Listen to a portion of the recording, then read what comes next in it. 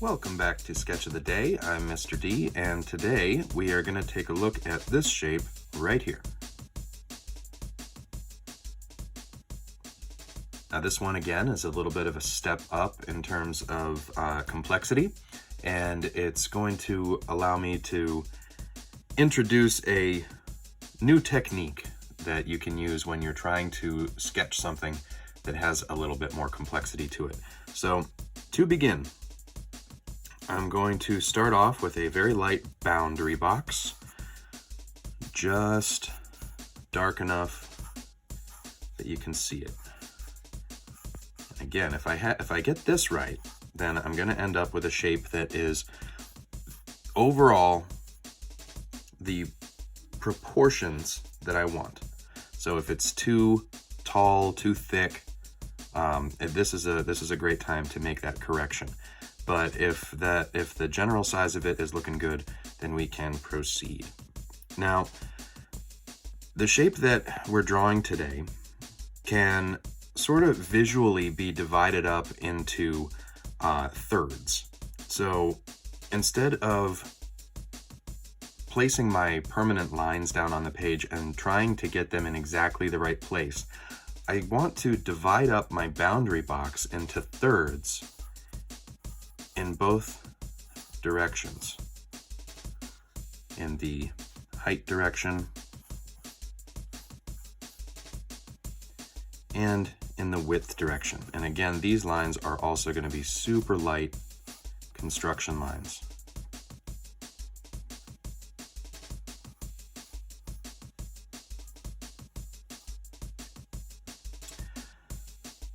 So again, if these lines look right, if I have my shape divided into approximately thirds, then I can move ahead.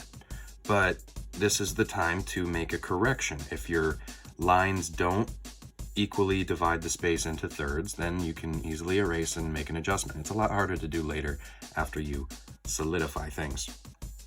So I have a few lines here that I can make permanent. I have this back height line here,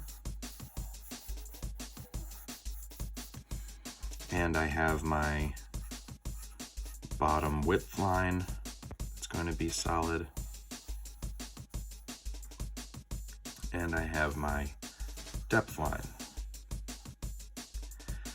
From here, the rest of the details of the shape kind of occur in thirds. So the lower step is 1/3 of the height of the entire shape. And that's sort of my visual estimate, but these construction lines here are helping me to create this shape with accuracy. Now, the width line of this lower step can go over 2/3.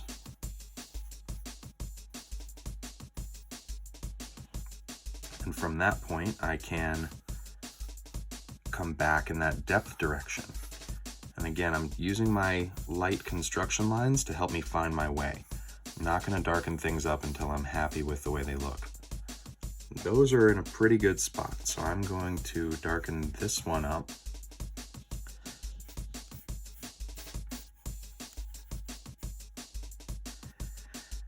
And now I can do that top depth line that goes all the way back. And for the slope, I would like to be able to have sort of my start line and my end line. And for the front edge, I have both. I can draw my line and connect the two.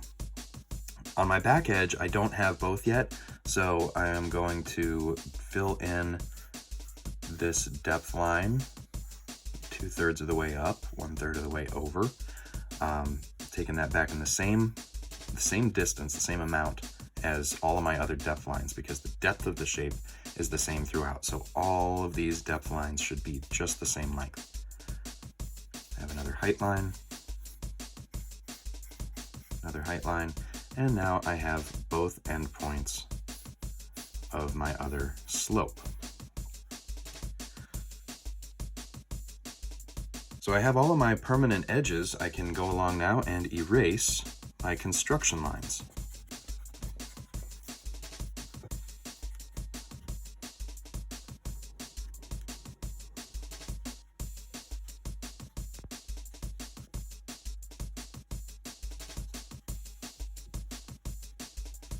So by segmenting my boundary box in the beginning, I'm able to decide where the details of this part belong before I ever actually put anything down on the paper permanently.